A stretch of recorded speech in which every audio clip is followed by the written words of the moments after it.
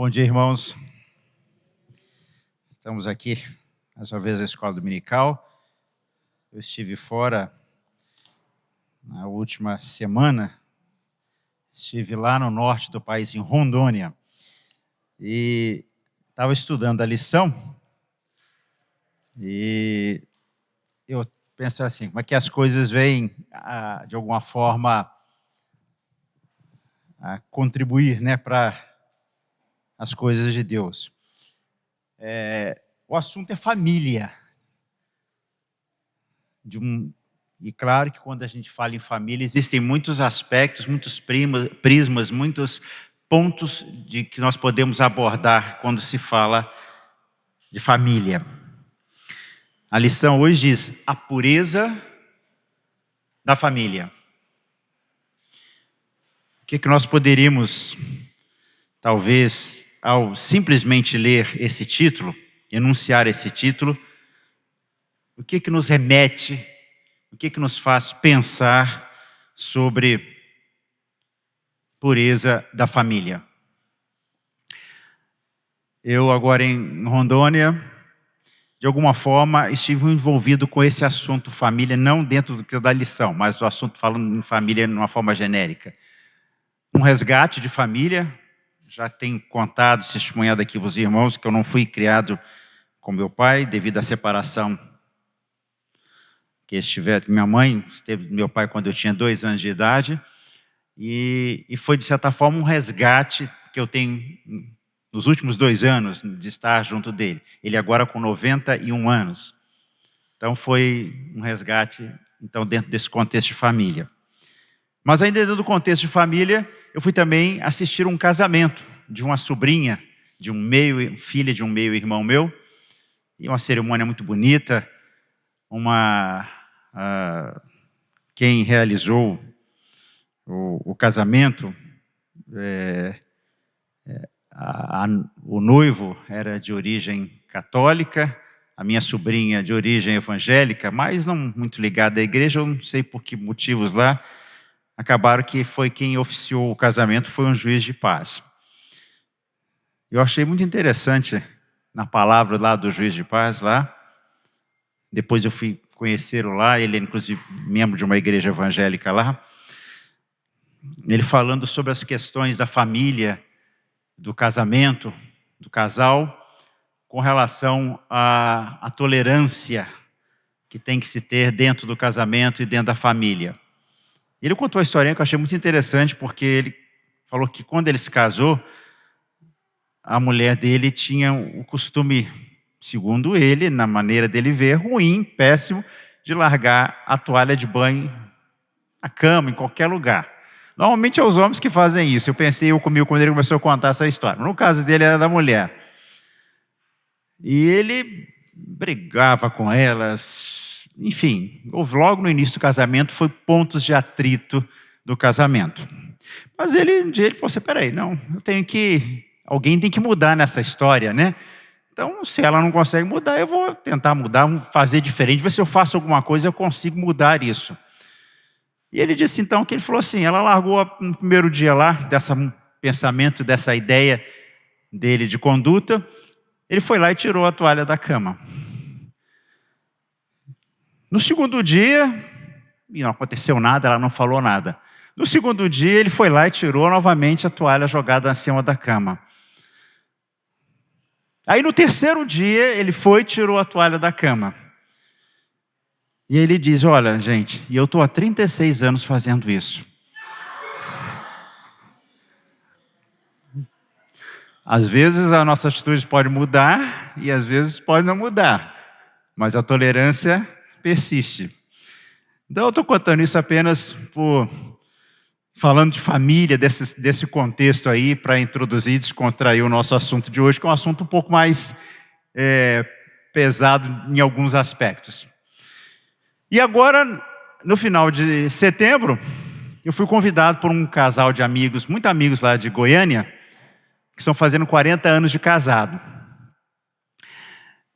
E eles não têm nenhuma ligação com a igreja, uma comunidade assim. E como eu sou muito amigo deles, me convidaram para que eu possa estar dando uma palavra para eles lá durante as comemorações dos 40 anos de casado. Falando sobre casamento.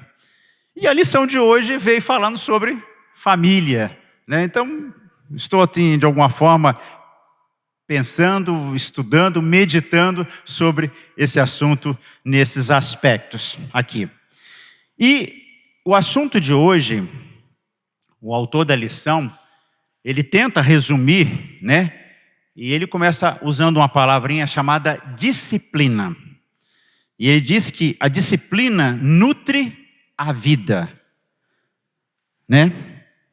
Mas o que é disciplina? O dicionário diz que disciplina é obediência às regras, aos superiores, a regulamentos.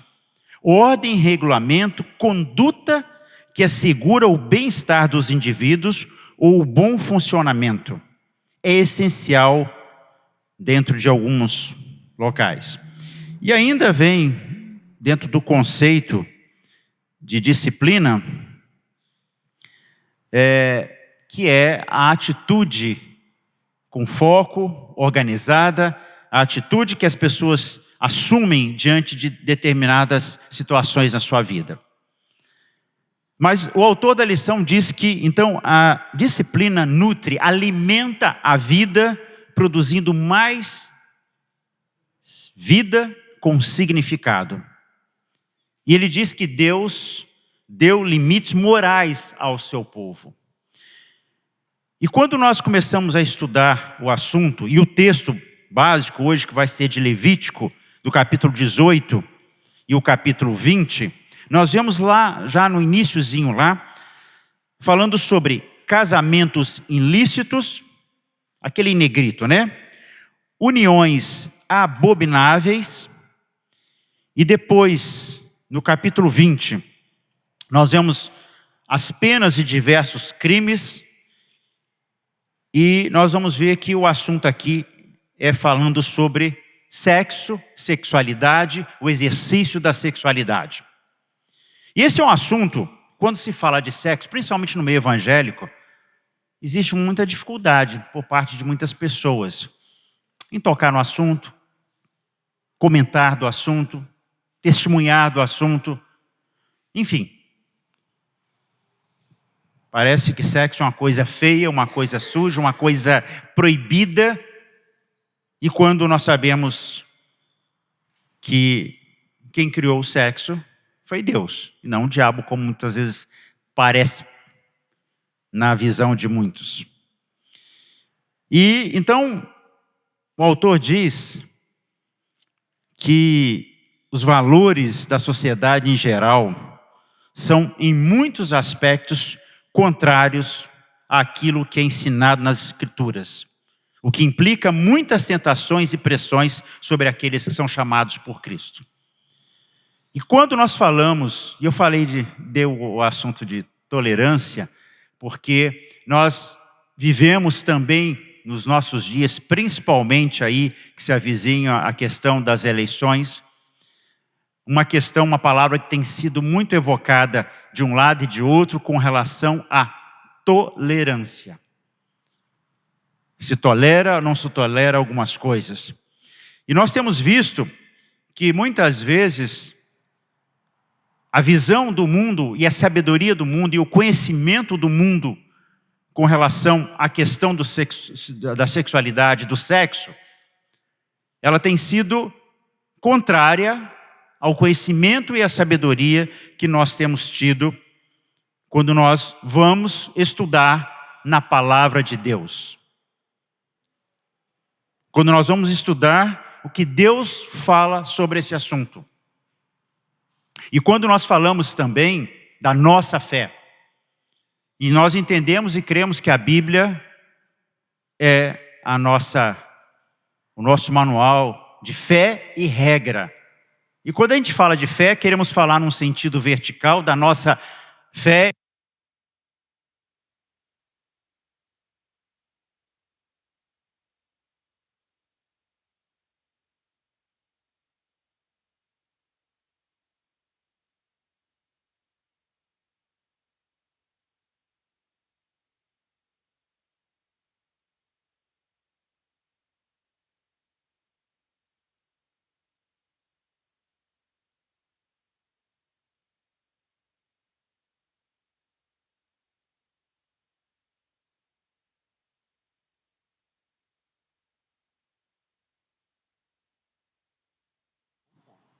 Som, tá ok, voltou.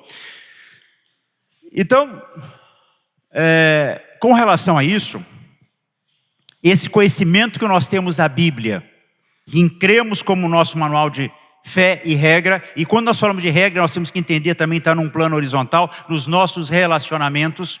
O mundo de hoje e os conceitos filosóficos, os conceitos pseudocientíficos, muitas vezes se coloca com relação à sexualidade, tem sido muito diferente dos conceitos que nós temos com relação ao que nós aprendemos na Bíblia. E às vezes nós somos... e aí há uma confusão, e eu digo que isso é uma estratégia diabólica do mundo com relação aos cristãos, na visão desse conceito, do entendimento desses conceitos com relação à sexualidade. A Bíblia nos exorta e nos ensina e nos mostra determinadas atitudes e a visão que nós temos que ter com relação à sexualidade, e que Deus não aprova algumas coisas, e que Deus abomina, que Deus não aprova algumas questões com relação à sexualidade que Ele colocou aqui, que nós vamos estar estudando no texto de hoje. Mas Ele não abomina o pecador, Ele abomina o pecado. Mas a sociedade de hoje, querendo confundir, e isso é uma palavra que tem aqui no texto, inclusive, de confusão, a nos levar a parecer que nós somos, que não amamos o pecador e o pecado, colocando essas duas coisas juntas. E nessa manhã, irmãos, o que eu queria justamente é que, é claro que nós vamos conseguir exaurir o assunto, são várias questões que nós poderíamos hoje falar, comentar, citar, mas que nós saiamos daqui com alguns conceitos e que, quando arguídos na sociedade em que vivemos, seja dentro das nossas próprias famílias, com outros familiares, seja nas comunidades em que nós vivemos, de escola, trabalho, enfim, e quando nós somos arguídos por esse mundo, nós tenhamos o conhecimento e como, muitas vezes, colocar diante disso. Porque Deus abomina o pecado, mas Ele ama o pecador. E isso tem que ser o que nós temos que aplicar, praticar na nossa vida com relação a esses conhecimentos.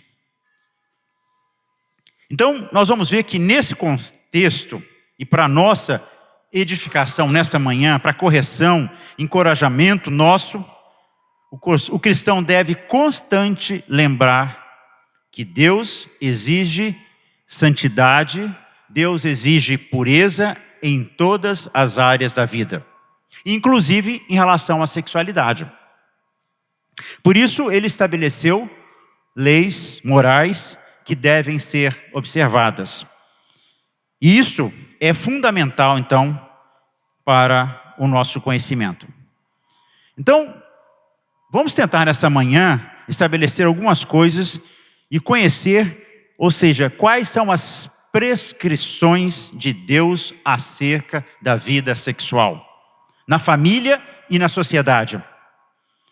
Nós temos que perceber também a santidade como mandamento de Deus para o seu povo. E temos que nos comprometer com uma vida de obediência e santidade. E lembrarmos finalmente que o sacrifício de Cristo é suficiente para o perdão, também para os pecados sexuais. E dando apenas um resumo breve, para que depois possamos entrar com detalhes, nós vemos que no texto de Levítico 18, nós vamos ler, que ele é um texto longo, mas na medida que a gente for expondo, nós vamos estar lendo alguns versículos.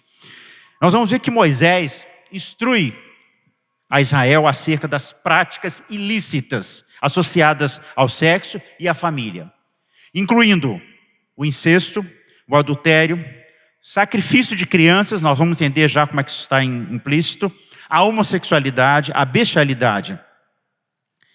E nós vemos que os vizinhos de Israel, quando Israel, onde habitou os vizinhos, os povos, eles eram bem menos comedidos em suas atitudes e seus comportamentos sexuais. E isso influenciou, de alguma forma, nós vamos ver, porque Deus, de alguma forma, muitas vezes colocou isso diante do povo, cobrou isso do povo e puniu muitas vezes o povo quando o povo se misturou e se deixou levar pela influência dos povos e nações vizinhas,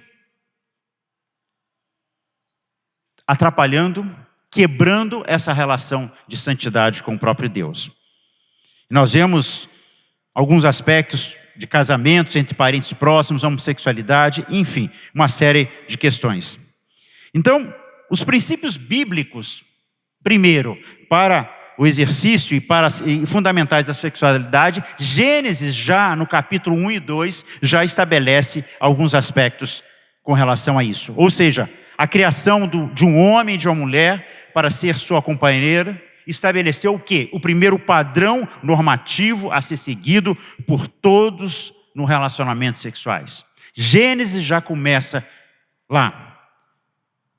Quanto às uniões entre homens e mulheres, esse conjunto de leis pressupõe que um israelita se casaria com alguém do seu povo.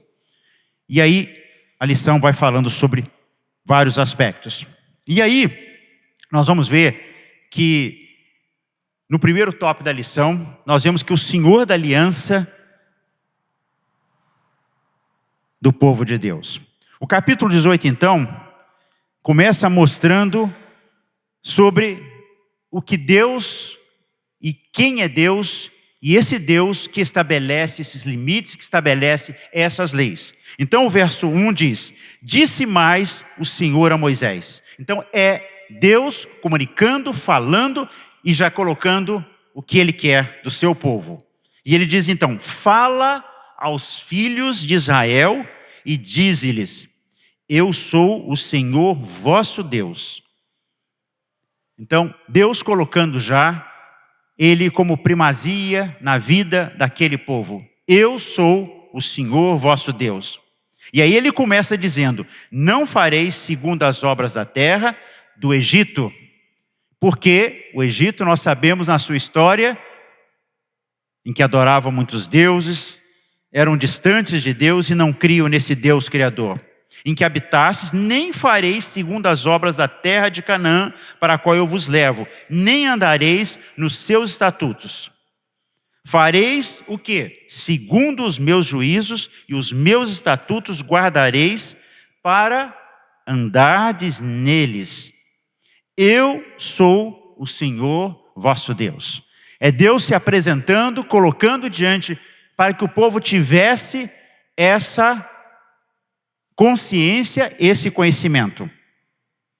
E aí no verso 5 ele diz: portanto os meus estatutos e os meus juízos guardareis, cumprindo-os o homem viverá por eles.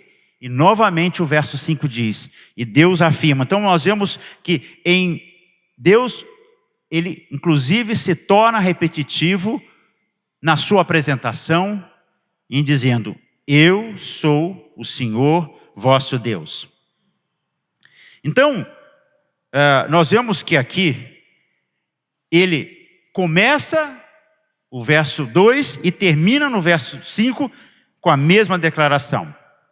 E quando se trata de avaliar os costumes, então, morais ordenados na Bíblia, é tentador apoiar-se em fontes seculares de autoridade.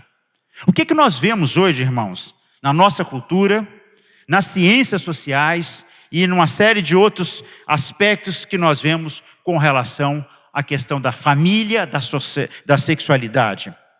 E nós vemos, contrariamente a esses conhecimentos seculares que nós temos, que a Bíblia não se apoia nesses dados, nesses conhecimentos, nessas filosofias que nós temos visto no dia a dia hoje.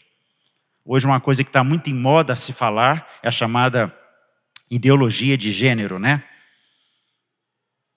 E aí nós vemos que nessa confusão, que eu digo que é uma estratégia diabólica, e quando nós somos confrontados muitas vezes, o que se lança, o que se coloca sempre numa argumentação do mundo é que nós temos que amar. E que o amor, tudo pode em nome de um amor. Só que Deus, Ele coloca limites. Ele coloca instruções em que nós não podemos nos deixar levar por esses argumentos dessa sociedade que diz que o amor é supremo. Eles buscam até muitas vezes, até mesmo a argumentação bíblica, né? Lá de 1 Coríntios, o amor, o dom supremo. Que em nome do amor se permite, se é permitido muitas coisas. Então nós vemos aqui, com relação a esses aspectos, que os mandamentos têm a sua fonte na autoridade suprema de quem diz: eu sou o Senhor vosso Deus. E aí há uma conexão entre compreender, ou seja, a natureza de Deus e as paixões sexuais, porque ambas, ou seja, a natureza de Deus e as paixões sexuais, elas falam diretamente a respeito da autoridade do Criador. E nós vemos então que Deus criou e estabeleceu limites. Em 6 dias Ele criou o mundo e tudo que nele há. E estabeleceu as identidades e papéis sexuais do homem e da mulher. E aí o texto da lição diz que confundir ou rejeitar as determinações do Criador é negar o senhorio de Deus. E aí eu achei bastante interessante aqui, que quando nós vemos na lição que Deus estabeleceu identidades e papéis sexuais do homem e da mulher. Então o que existe na criação, a figura do homem, a figura da mulher, os papéis de cada um, e o que hoje nós estamos vendo é essa mistura, e aí nós também vemos hoje muitas vezes uma outra palavrinha, alguma coisa, um assunto está sendo muito em moda hoje, até por questão da política, a chamada polarização. Mas a Bíblia já começa, de alguma forma, ela nos coloca entre o certo e errado, o bem e o mal. E aí dentro desse contexto nós temos que ver que nós precisamos não nos deixar confundir ou rejeitar as orientações, os mandamentos, o que o nosso Deus nos colocou para a nossa vida. O novo vocabulário para a confusão de gênero é a construção de gênero e mistura de gêneros. Nós entendemos e todos nós aprendemos nos bancos escolares, né, o gênero masculino e o gênero feminino, né? Isso já faz parte da língua, do estudo da língua portuguesa, por exemplo. Porque isso está implícito em alguma coisa. E aqui nós vemos, então, na sociedade que nós vivemos, é essa questão do gênero masculino e feminino, mas essa multiplicidade de outros tipos. Isso para justificar as atitudes, os desvios e explicar esse afastamento da sociedade. Ou seja, essa sabedoria do mundo, contrapondo-se à sabedoria da palavra de Deus, à sabedoria de Deus. E esses termos, então, falam de olhar para além das diferenças biológicas. E aí começa toda a argumentação do mundo de hoje, em que se tem que avaliar a questão na identidade, gênero, os aspectos psicológicos, os aspectos sociais, as funções sociais e uma série de outras coisas. Então nós vemos que essas diferenças biológicas entre homens e mulheres, e aí o texto diz, concentrando-se no modo como pano de fundo social, como a família, a igreja e o trabalho, e criam a identidade de gênero. Então, há hoje, o que acontece? Uma impressionante abertura para a determinação do gênero de uma pessoa, em vez de aceitar o gênero designado desde o nascimento.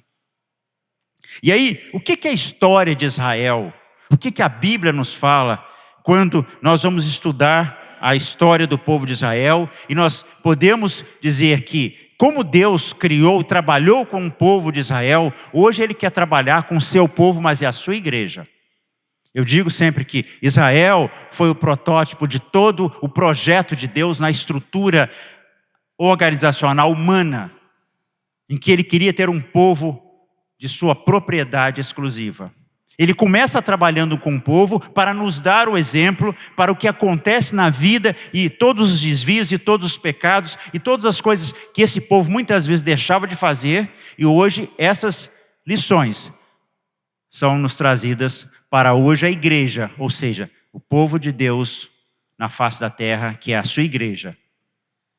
E aí, nós vemos com relação a isso, que uma vez estabelecido na terra prometida, o povo de Israel dedicou-se a práticas pecaminosas das nações naturais daquela terra. Ou seja, o convívio com aquelas outras nações que não tinham o temor, não tinham o conhecimento de Deus, contaminou o povo de Israel. E daí nós vemos Moisés então estabelecendo esses motivos. É o que acontece nos nossos dias, irmãos. O Egito, uma figura, do mundo hoje que nós temos, a igreja tem sido muitas vezes contaminada pelas crenças, pelos costumes, pelas filosofias do mundo, e entrando dentro da igreja, na cabeça dos cristãos muitas vezes, e desvirtuando e desviando todos os princípios que Deus colocou para nós. E aí nós vemos que a autoridade, então, dos ensinamentos acerca do correto relacionamento familiar está arraigada, está firmada, está enraizada no Deus que transcende.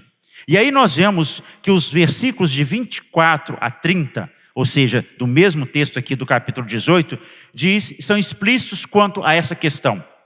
Ou seja, eles explicam que deixar de obedecer às instruções do Senhor tornará o povo sujeito ao juízo de Deus. Vamos ver lá então o que diz os versos de 24 a 30. Com nenhuma dessas coisas vos contaminareis, porque com todas essas coisas se contaminaram as nações que eu lanço diante de vós. Verso 25. E a terra se contaminou, e eu visitei nela a sua iniquidade, e ela, observe o texto e a expressão forte aqui, e ela vomitou os seus moradores. Porém, vós guardareis os meus estatutos e os meus juízos, e nenhuma dessas abominações fareis, nem o natural, nem o estrangeiro que peregrina entre vós.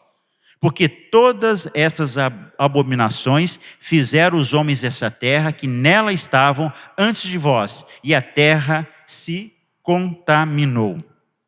Verso 28. Não suceda que a terra vos vomite, havendo-a vós contaminado, como vomitou o povo que nela estava antes de vós. Todo que fizer alguma dessas abominações, sim, aqueles que as cometerem serão eliminados do seu povo. Portanto, o verso 30 então fecha dizendo: guardareis a obrigação porque tendes para comigo, não praticando nenhum dos costumes abomináveis que se praticaram antes de vós, e nem vos contaminareis com eles. E novamente o Senhor Deus dizendo: eu sou o Senhor vosso Deus. Então, irmãos, a palavra de Deus e a Bíblia, assim como Moisés transmitiu isso ao povo, hoje nós estamos também transmitidos ao seu povo, que é a igreja de Cristo na face da terra. É necessário que nós tenhamos a clara consciência e o entendimento de que, inclusive, quando nos desviamos, existem punições, existem consequências desses atos. E aí nós vemos que esses versículos, os versículos que encerram o capítulo 20 de Levítico, colocam a questão num contexto mais amplo ainda. E aí nós vemos, o fato de deixar de submeter-se às instruções do Senhor significava que o povo não mais seria um povo santo e separado das nações. Então é Deus alertando, é colocando que precisamos ter esse conhecimento, essa consciência, para que nós possamos nos mantermos separados. Veja bem, o texto diz separados, ou seja, dessas condutas, desses procedimentos. Jesus, ele nunca diz que nós teríamos que nos afastar e nos colocarmos num mosteiro para que nós não nos contaminássemos. Jesus diz que nós fôssemos libertos e livrados do mal. Que nós teríamos, muitas vezes, provações, mas que Deus estaria cuidando de nós. Então, vivendo em meio. E o povo de Israel, Deus não tirou, não afastou, não colocou eles. Pelo contrário, os levou para uma terra em que Ele queria que eles estivessem, habitassem, e ali eles pudessem ser, ou seja, motivo de exemplo, de influência. mas que muitas vezes nós vemos no texto bíblico e na história do povo de Israel, e que acontece nos nossos dias, é que quando a igreja deve ser influência, deve contaminar, ou seja, o mundo com o conhecimento de Deus, com as práticas de Deus, com essas instruções, acontece o contrário. Muitas vezes nós somos contaminados, influenciados por esse mundo. E aí, o fato de deixar de submeter essas instruções do Senhor significava que o povo não mais seria, então, um povo santo. O propósito primordial, então, da redenção divina para Israel era que eles fossem santos.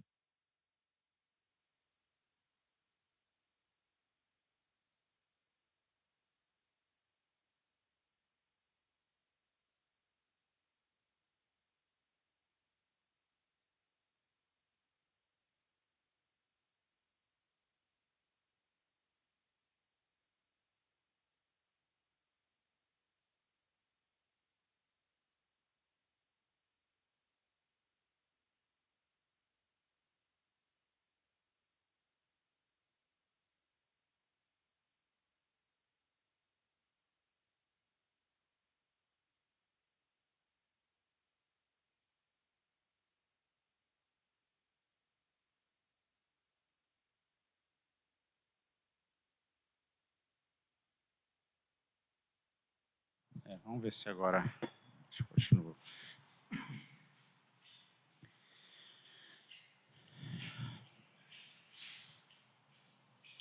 Então, irmãos, as bases para os nossos ensinamentos morais e estilo de vida são os mandamentos do nosso Deus.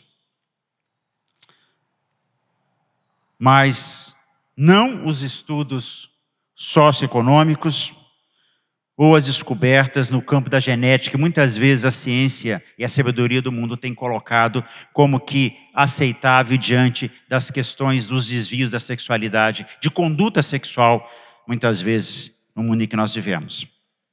Nós adoramos a Deus e significa que devemos nos submeter a seus caminhos. Negá-lo à nossa vida é o mais violento ato de desobediência. A imoralidade sexual como estilo de vida é uma característica de alguém que não é apto para o reino de Deus. Então, irmãos, quando nós pensamos nisso, e aí agora lá em Rondônia, falando numa igreja que eu fui convidado para estar falando sobre o assunto família, e eu já falei isso aqui na igreja, muitas vezes quando nós lemos a palavra de Deus, e nós lemos a história dos homens e mulheres da vida, da Bíblia, às vezes a gente coloca uma distância tão grande entre nós e eles, como se eles fossem santos, irrepreensíveis, homens de Deus e mulheres especiais, e que nós, cada um de nós, não conseguimos reproduzir o estilo e a vida que eles tiveram diante de Deus. E a lição diz o seguinte sobre esses homens e mulheres de Deus: isso não significa que aqueles que cometeram algum desses pecados não sejam crentes verdadeiros, pois todos nós continuamos a lutar contra essas imoralidades. E quando a gente vai estudar na Bíblia, com relação, inclusive se formos buscar dentro do contexto hoje da nossa aula, que tem a ver com a questão da sexualidade, nós vamos ver que os grandes homens e hoje referência para nós da questão de sermos cristãos, de vivermos dentro da vontade e dos mandamentos em obediência a Deus, foram homens que cometeram pecados, inclusive nessa área. E aí, eu citei alguns lá, e eu queria citar, já dentro desse contexto aqui. Quando a gente pensa em Abraão, né? Quando ele estava com Sara e que ele esteve lá no Egito, o que ele fez? Sara, olha, eu vou dizer para os príncipes lá do Egito que você é minha irmã.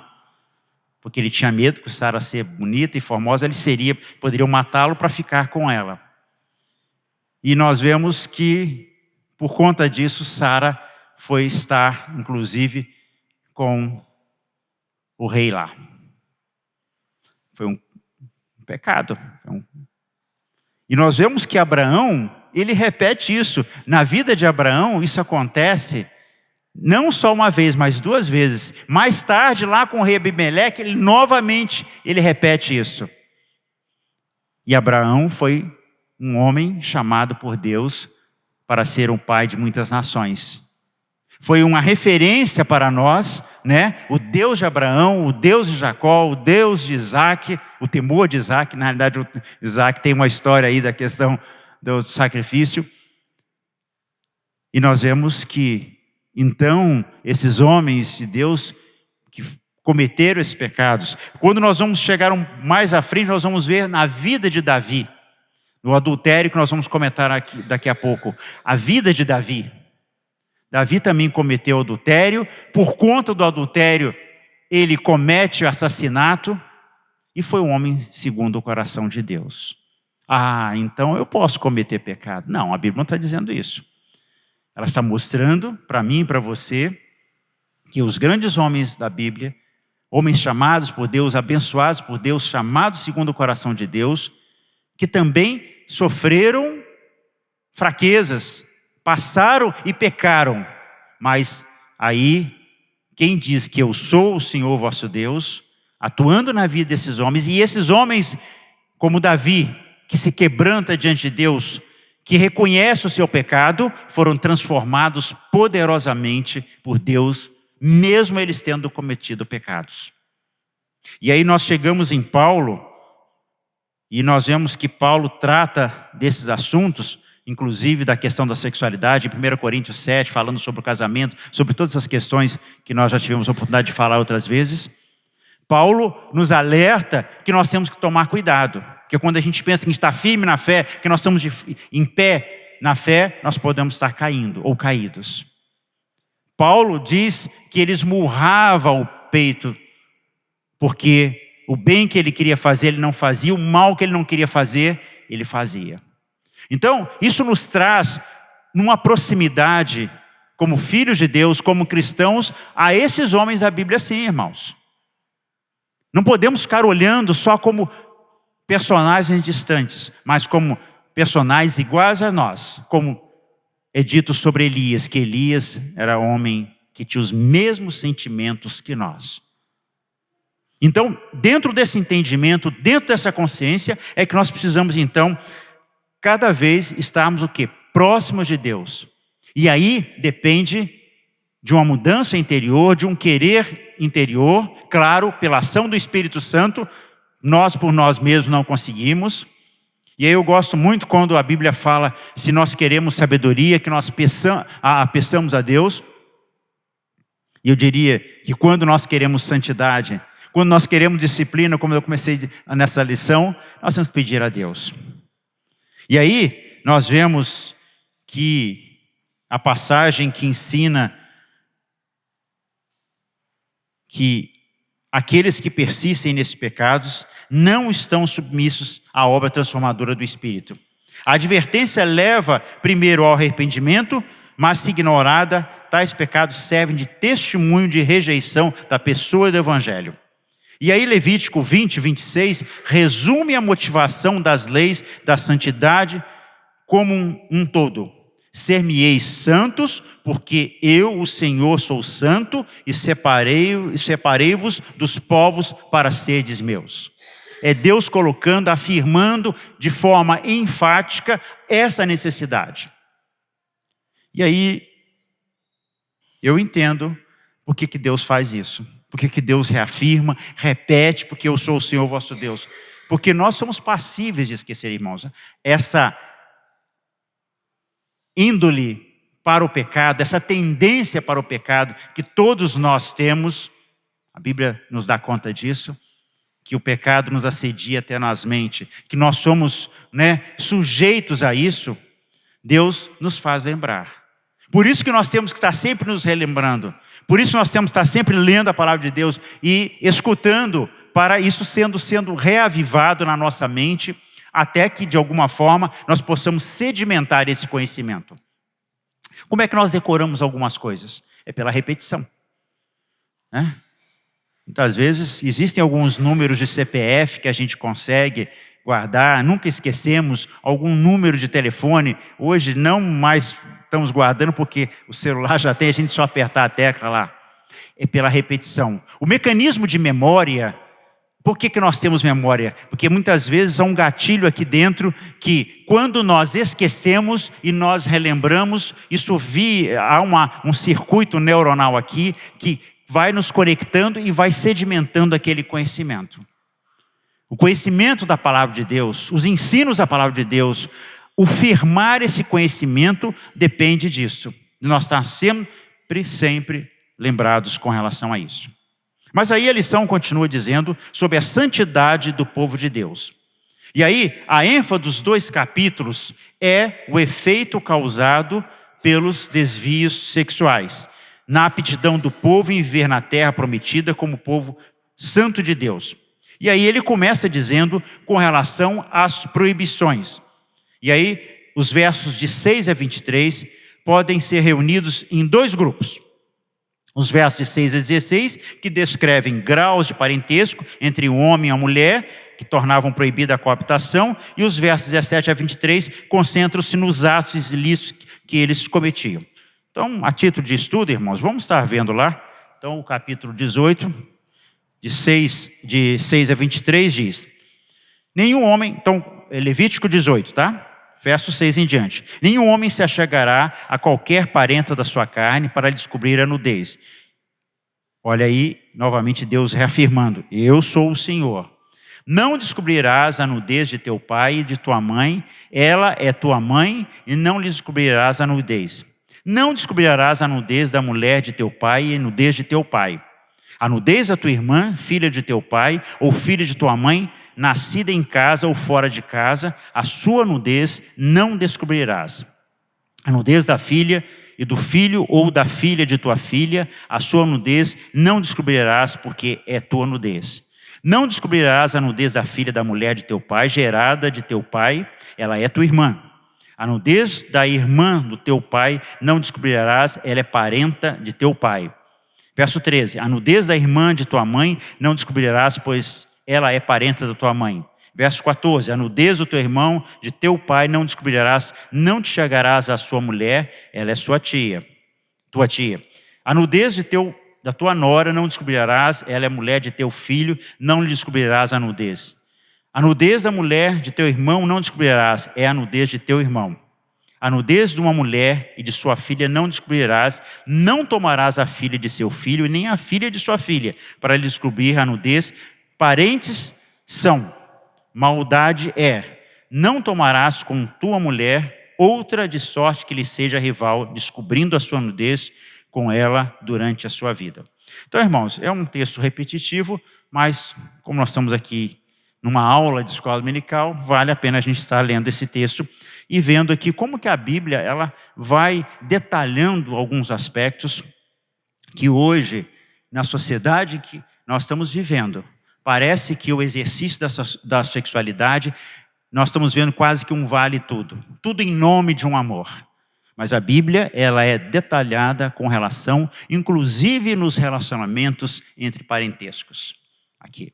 E aí, se a gente quer ser um pouquinho mais minucioso, e nós vemos por que a Bíblia e Deus sabe. Hoje, cientificamente, nós sabemos, né, a questão do casamento entre parentes, do ponto de vista genético, científico, reforça muitas doenças, inclusive genéticas, que podem sobrecarregar.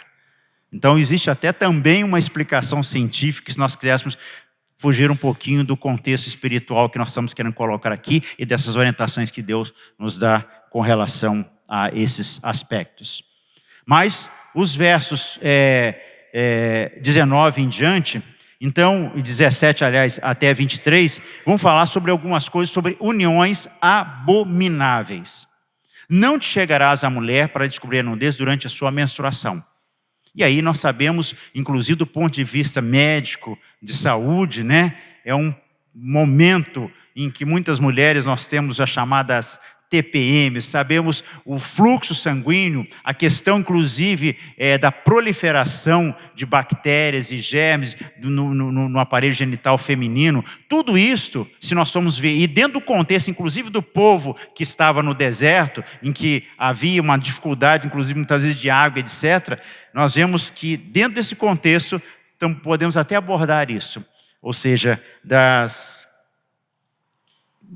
questões que podem estar relacionadas até mesmo à doença. No verso 20, não te deitarás com a mulher no teu próximo para te contaminares com ela, e da tua descendência não darás nenhum para dedicar-se a Moloque, nem profanarás o nome de teu Deus, eu sou o Senhor. E aqui nós vamos estar falando inclusive com relação ao nascimento de filhos e oferendas ao Deus Moloque, que também está dentro desse contexto aí, inclusive do exercício da sexualidade.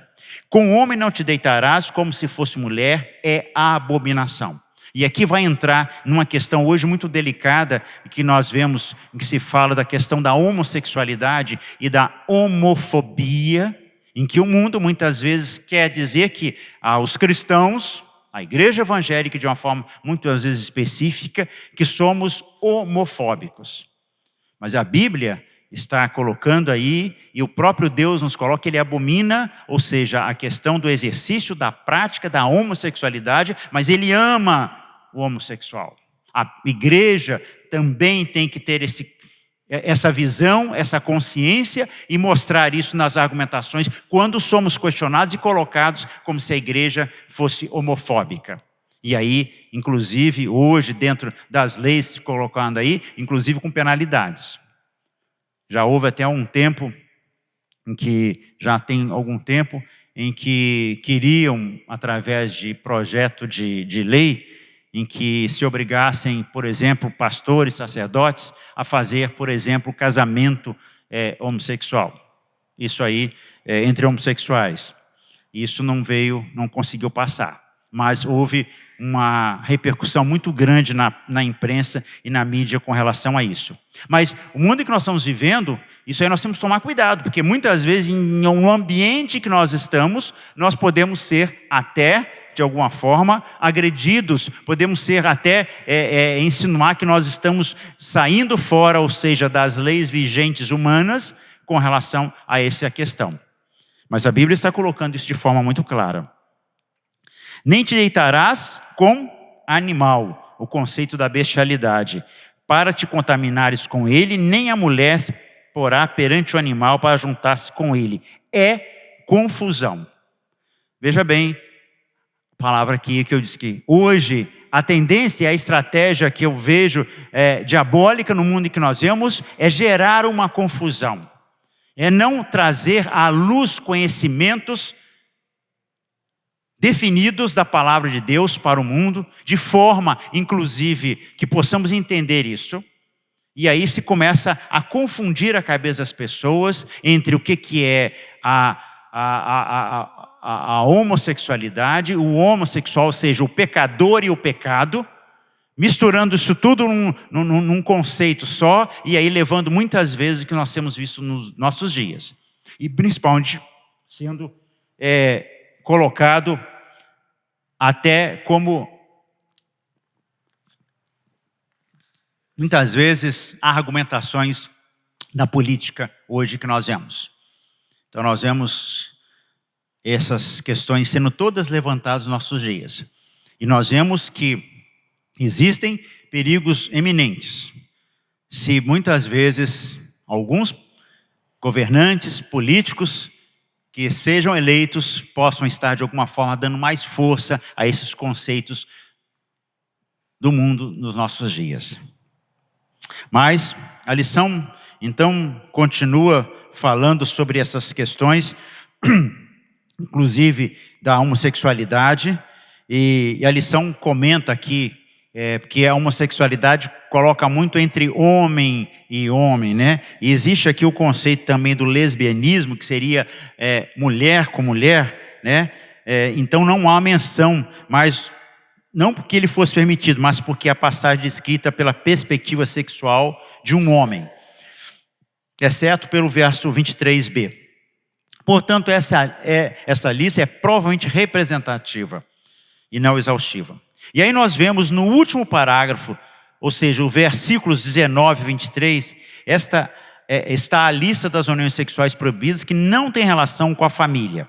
Essas proibições foram incluídas por se encaixarem no tópico geral das violações sexuais. Ou seja, o que nós vimos com relação à primeira proibição, contudo denuncia o sacrifício de uma criança ao deus pagão Moloque. Foi o que nós lemos agora no verso 21, que pode ter envolvido a prostituição cultual, embora isso não tenha sido confirmado. E aí a lista de proibições também inclui, ou seja, a homossexualidade e a bestialidade. Versos 22 e 23 que nós lemos agora. Para nós o sacrifício humano e a bestialidade são coisas tão repulsivas que é difícil conceber que tais práticas realmente ocorram. E quando a gente começa a pensar nisso, realmente é uma grande verdade, né? A gente pensar principalmente na questão do culto, né? E da oferenda, ou seja, com relação a crianças e a bestialidade. O sacrifício humano, né? Algo mais aceitável na nossa cultura é o estilo de vida da comunidade gay. Não obstante, as escrituras são claras ao afirmar que tais relacionamentos sexuais são inaceitáveis. É o verso 22 que nós lemos. Com o homem não te deitarás como se fosse mulher. É abominação. O texto bíblico é claro com relação a isso. E aí, irmãos, nós temos que ter essa consciência e, de alguma forma, nós temos aqui a lei de Deus, os mandamentos, as orientações, as diretrizes de Deus, mas hoje, na nossa Constituição, de certa forma, nos é garantido, ou seja, a questão da nossa liberdade religiosa de culto e de fé. Embora isso tenha sido e tem sido questionado muitas vezes de várias formas, de várias interpretações com relação a isso. Mas, continuando, embora alguns queiram argumentar que essa é uma fobia do Antigo Testamento, que é incoerente com a graça cristã, o Novo Testamento confirma o ensinamento que aprova apenas a união heterossexual. 1 Coríntios 6, 9, nós vemos isso. 1 Timóteo 1, 10, Romanos 1, de 18 a 30, especialmente os versos 26 e 27 de Romanos. Explica que os gentios haviam rejeitado o testemunho da natureza e optado pela idolatria pecaminosa e a perversão sexual para honrar seus deuses. Mesmo no Novo Testamento, nós vemos que as práticas abomináveis diante de Deus eram uma coisa atual naquela sociedade. Sabemos que dos Césares, praticamente só um não era homossexual. Dos 14 ou 15, se não me engano, só um. Mas todos, naquela época de Roma, eram homossexuais. Então nós vemos que o Novo Testamento confirma então esse ensinamento e aprova a união heterossexual. A heterossexualidade, fora dos limites do casamento, é nada menos que pecado também. Mas a natureza da homossexualidade possui repercussão muito mais séria por ser um repúdio à reivindicação de Deus sobre a sua ordem criada. Então nós vemos aqui, inclusive, colocando a questão não só do adultério, mas também da homossexualidade. Então nós devemos reconhecer que há uma diferença entre desejos homossexuais e práticas homossexuais. Por que isso? Porque o indivíduo pode ser tentado, o indivíduo pode ter esse desejo, e aí nós podemos, de alguma forma, tentar, e eu tenho certeza que muitos irmãos aqui talvez se perguntar, mas será que existe a doença, a homossexualidade como doença genética ou não? Há muitas controvérsias com relação a isso, irmãos. Tá? Mas o que a Bíblia nos aponta e que nos coloca, e coloca diante disso, são as diretrizes que Deus coloca a isso. Pessoas que têm desejos homossexuais não são necessariamente escravas dos seus desejos. A pessoa pode resistir aos impulsos pecaminosos por obra do Espírito Santo. E aí, quando a gente fala da questão da sexualidade, e aqui não foi nem citado dentro do contexto da lição, mas, por exemplo, até a pedofilia, né? que é um outro tipo de desvio também, de um adulto se envolvendo com crianças. Isso está dentro desse contexto também. Mas nós vemos aqui que, além do mais, aqueles que se envolvem com a homossexualidade não estão fora do domínio do amor perdoador de Deus. Ou seja, nós temos que entender que Deus ama o pecador, ama o homossexual, mas abomina a homossexualidade. Havia membros da igreja de Corinto que haviam praticado a homossexualidade antes de receber o evangelho. Os cristãos podem ser perdoados da imoralidade sexual e receber a nova vida em Cristo. Somos exortados a viver uma vida consagrada a Deus, numa vida digna da nova vida que Cristo nos deu. E aí, a lição nos diz: os cristãos, havendo experimentado o amor perdoador de Cristo, devem demonstrar a mesma compaixão por aqueles que se enredam num estilo de vida homossexual. Então, irmãos, estou batendo um pouquinho nessa tecla dessa questão, porque isso é um dos assuntos que mais nós temos visto no dia a dia, inclusive querendo, de alguma forma, colocar a igreja evangélica, os cristãos, como homofóbicos, e nós precisamos ter esse conhecimento e esse entendimento para que possamos, inclusive, argumentar diante do mundo com relação a isso. Ou seja, professarmos a nossa fé, que nós temos esse entendimento, mas que a palavra de Deus coloca isso. E não gerar e não nos envolvermos nessa confusão entre a questão que se coloca aqui, somos homofóbicos.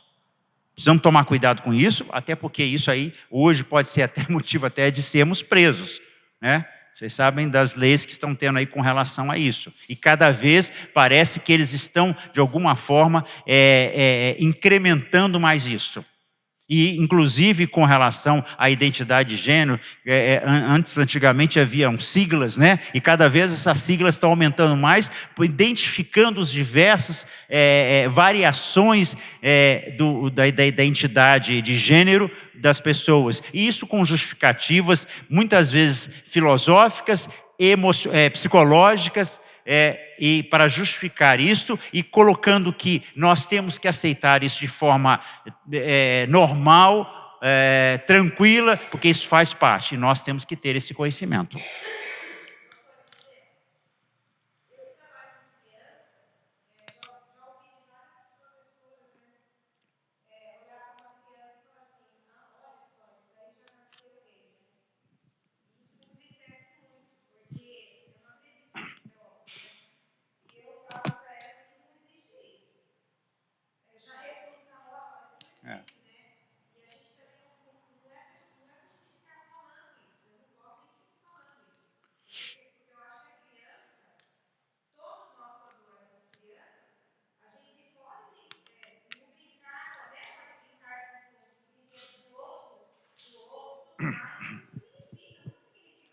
Sim.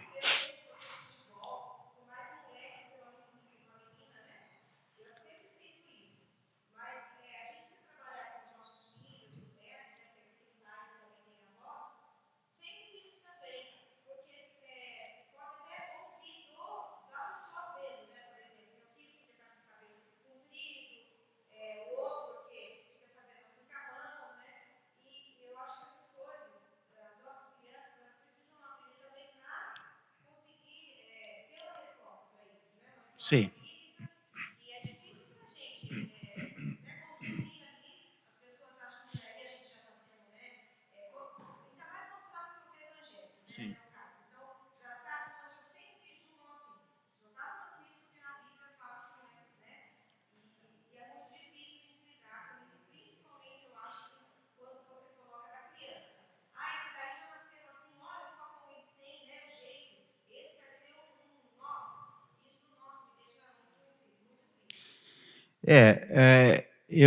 O que eu disse, e vou repetir, eu acho que isso é uma estratégia diabólica que a gente tem visto nos nossos dias, e há todo inclusive professores, né, renomados, defendendo essa questão. Já se foi falado em cartilhas, né, tentando mostrar a normatização de uma sexualidade que nós vemos que é contrária à Bíblia. Até mesmo no vocabulário, né, a tal da história do menine, né, tirar o menino ou a menina, né? Vejam quando a Damares, que é acho que agora não é mais ministra, ela saiu, né? Mas naquela coisa, aquela referência que ela fez de rosa e azul, aquilo foi uma coisa, ou seja, tudo no sentido de confundir. Então, eu acho que a questão hoje é a confusão. Por isso que nós, irmãos, temos que ter esse entendimento, esse conhecimento, embora nem sempre, e aí eu digo, não é fácil você às vezes argumentar e discutir com muitos, porque eles vêm com toda uma argumentação, toda uma explicação psicológica, biológica e etc., que é como se fosse nós somos os errados, os pecadores, porque estamos não amando, não aceitando e etc. Colocam até como se fôssemos nós, né? Então a gente tem que tomar muito cuidado. É claro, eu acho, irmãos, eu digo, eu vivo num meio de colegas médicos e tudo, e alguns até, e você tem que ter muita sabedoria, às vezes até não bater de frente, saber como é que você se posiciona, sem precisar, porque de repente até vira briga, né? Eu já vi situação assim bem delicada com relação a isso.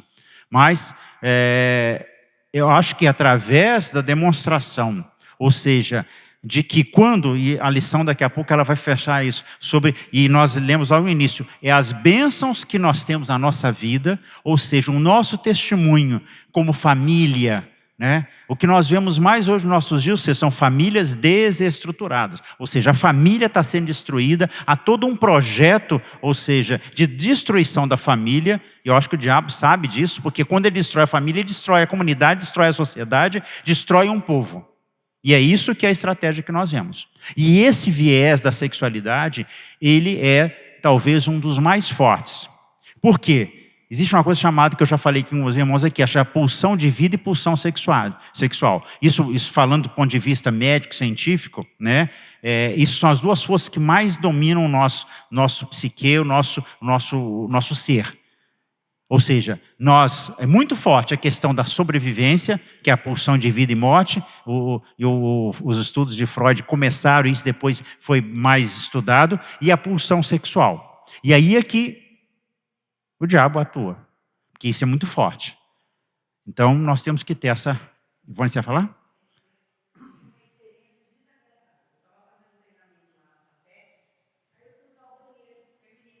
Sim.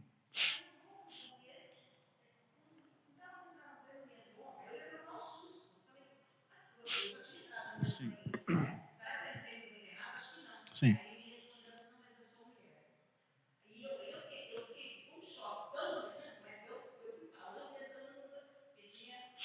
Sim.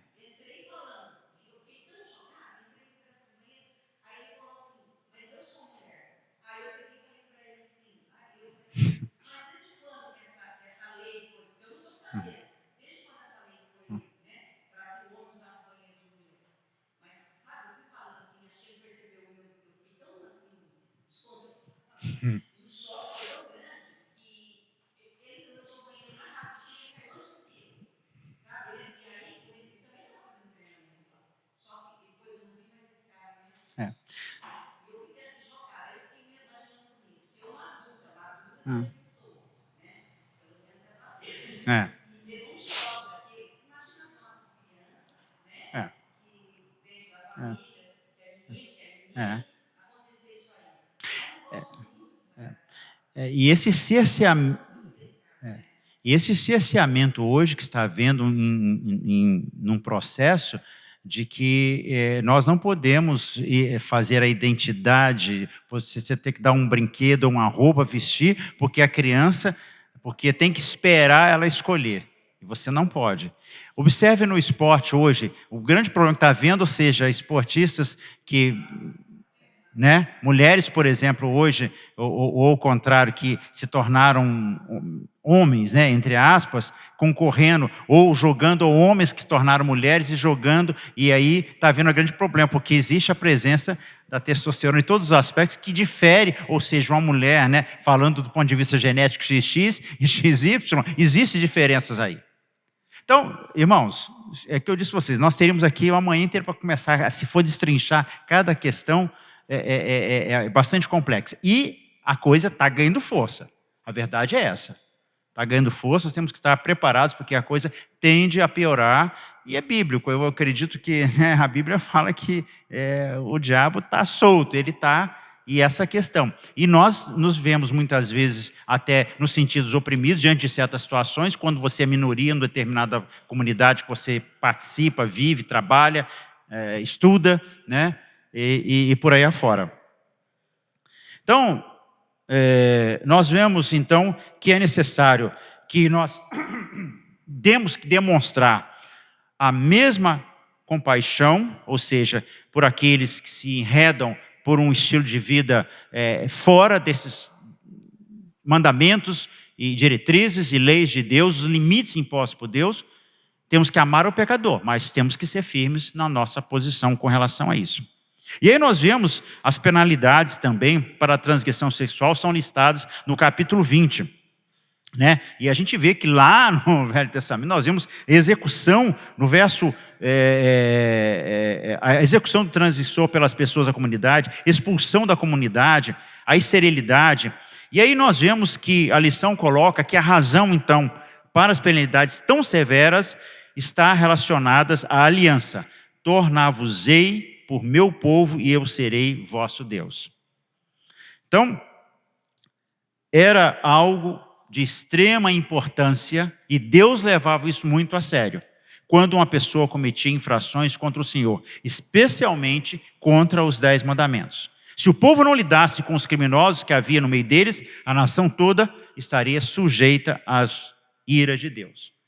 Então, irmãos, nossa cultura hoje defende, é o que nós estamos acabando de dizer, questões sexuais são privadas e que não deveriam ficar legislando moralidade. Como se isso fosse do âmbito da intimidade de cada um, da privacidade.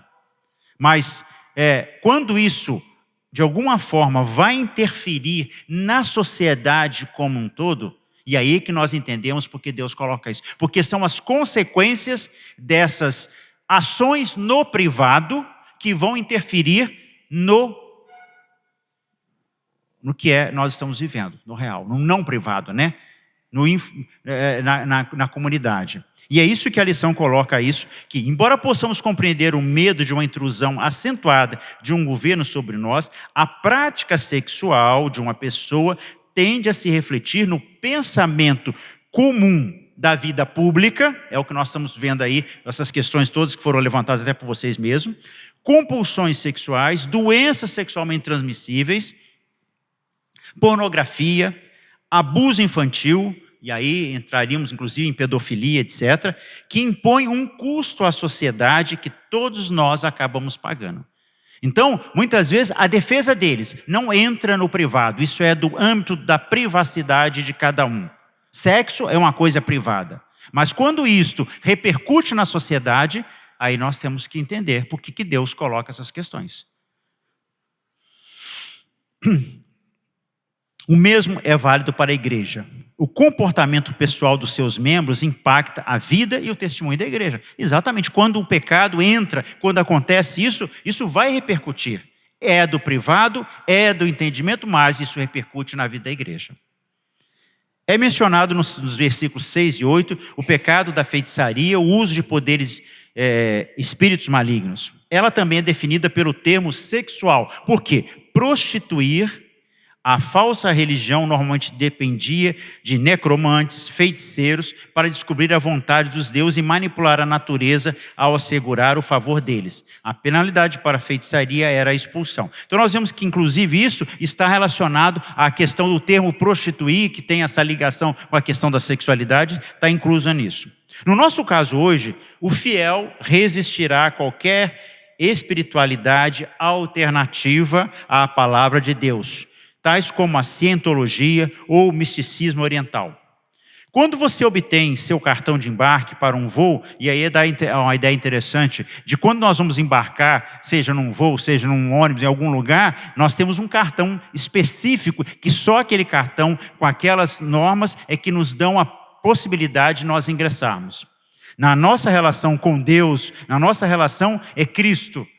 Ou seja, quando nós nos apropriamos de Cristo nas nossas vidas, é que nós podemos nos colocar, então, diante da presença de Deus. Nenhum outro, nós entendemos isso. Há um só Deus e um só mediador entre Deus e os homens, ou seja, a saber, Cristo Jesus. E aí, o versículo 9 anuncia a pena de morte para a pessoa que amaldiçoará seu pai, a sua mãe, e aí ele vai elencando algumas coisas com relação a isso.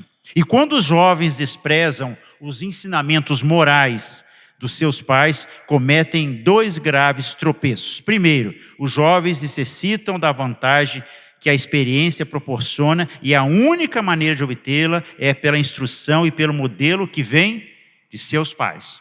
Então é importante de nós como pais darmos esse exemplo aos nossos filhos, e esses filhos entenderem e terem a consciência que eles precisam receber essa instrução e se guiarem por isso. Segundo, repudiar os pais é repudiar o próprio Deus. Ninguém pode se dar ao luxo de correr esse risco. E aí, chegamos ao catálogo das práticas sexuais proibidas. Primeiro da lista, o adultério. Foi colocado aqui já no capítulo de Êxodo, no capítulo 20, no verso 14. Era tão grave aos olhos de Deus que o homem e a mulher eram executados.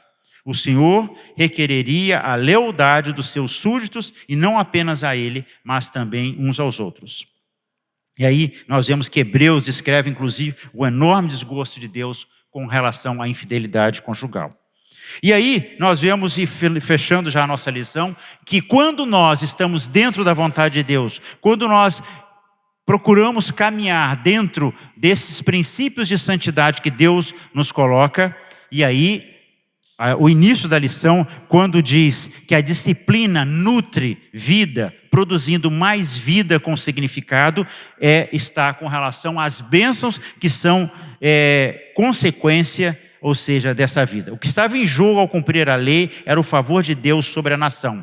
Ele havia prometido levá-las a uma terra que mana leite e mel. Então, a imagem de uma terra arável, abundante, rios, fontes, etc., seria uma visão muito bem-vinda. Então, nós vemos aqui que as consequências que Deus tinha, o projeto, o plano que Deus tinha para o seu povo, era o melhor, era de bênçãos. Como ele coloca para Josué, que você escolhesse estar sendo obediente a ele ou desobedecendo a ele, porque isso teriam consequências na vida da família, na vida do povo de Deus e na nossa vida nos nossos dias. Então, irmãos, a bênção que Deus reserva para os seus discípulos, para os seus filhos hoje, não pode ser perdida. Essa bênção espiritual, que no caso do povo de Israel era uma bênção inclusive material, de estar chegando a Canaã, a terra prometida, que tinha essa imagem de coisas boas, de fartura, de bênçãos na vida dele, nós temos para nós, que também essas bênçãos podem ser também colocadas na nossa vida numa forma claro comparativa de que nós podemos ser abençoados por Deus. E aí a bênção espiritual. Não vamos também nos prender, claro que Deus nos abençoa de forma material, mas aí vem no conceito de uma bênção espiritual. Então, que Deus concedeu à sua igreja por meio de Jesus Cristo. O Senhor envia as suas bênçãos materiais para o suprimento das necessidades do seu povo, mas mesmo assim devemos buscar o reino de Deus e não as coisas deste mundo. Então, irmão, a riqueza que Deus promete a cada um de nós é um vasto depósito de tesouros espirituais que o Senhor nos deixou por herança. O parágrafo final da passagem esclarece o propósito. Eu sou o Senhor vosso Deus, que vos separei dos povos. Israel deveria ser um reino de sacerdotes e nação santa, e assim representar o Senhor perante as nações. A igreja, nós herdamos esta atribuição. Ou seja, como Pedro diz, a fim de proclamardes as virtudes daquele que vos chamou das trevas para a sua maravilhosa luz. Irmãos, nós somos chamados, assim como o povo de Israel, Deus queria que eles influenciassem os povos, que eles fossem testemunho, que eles fossem exemplos. E muitas vezes o povo de Israel fez ao contrário. Hoje nós estamos sendo alertados e chamados para que possamos ser exemplos, para que possamos influenciar e não sermos contaminados por todas essas teorias, filosofias do mundo com relação a essa questão tão importante que é a sexualidade.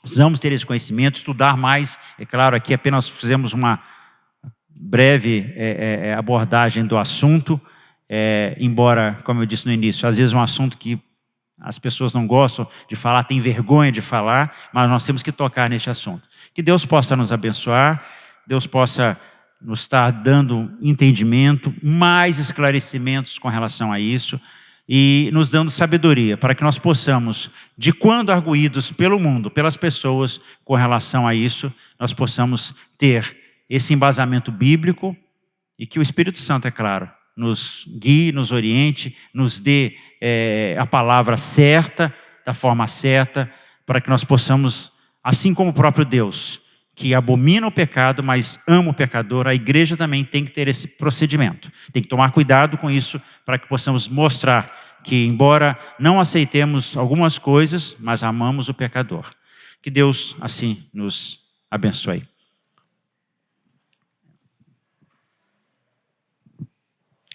Bom dia, meus irmãos, graça e paz.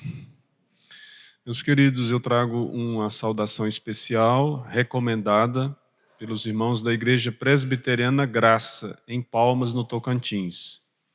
Eles estão mandando um pouquinho de calor para vocês aí daqui a alguns dias, tá certo? Tá o friozinho chegando aí, mas logo chega o calor. Um lugar muito agradável, ensolarado, e de uma igreja muito viva e acolhedora. Então, eles mandam assim a saudação aos irmãos aqui em Araras, né? Os irmãos da Igreja da Graça, da Igreja Presbiteriana Graça, manda as Araras, né? Saudações. Outro aviso que eu gostaria de dar é que no próximo domingo nós vamos ter a continuação do estudo do livro do Eduardo, falando sobre pecados. Então, os irmãos tiveram hoje aí, na aula do presbítero Eliseu, um momento para refletir sobre a necessidade de nós guardarmos a pureza na família e, consequentemente, eliminarmos determinadas práticas pecaminosas da nossa família. Mas, ao mesmo tempo, nós certamente ficamos aí cheios de pensamentos e dúvidas em relação a esses temas, já que nós não tivemos tempo suficiente para perguntar. Então, no próximo domingo, nós vamos ter uma oportunidade de conversar sobre pecados. Então, os irmãos venham preparados para isso, traga seu caderninho, suas anotações, as perguntas que você gostaria de fazer ao presbítero Eliseu esse domingo. Domingo que vem ele responde aos irmãos, né? Ele vai estar aqui com a lição fresca na mente ainda. Tá bom? Hoje à noite, nós temos ceia. E nós temos também um comunicado importante a fazer à igreja a respeito da tesouraria da nossa igreja. De modo que eu gostaria que você viesse, você que veio pela manhã, venha à noite, para que você possa pegar essa informação. As irmãs vão ficar extremamente curiosas, né? Mas é para isso mesmo, para que vocês possam estar aqui à noite, para a gente conversar sobre isso. Tá bom? Deus abençoe, um bom almoço para todos. Vão na santa paz de Cristo.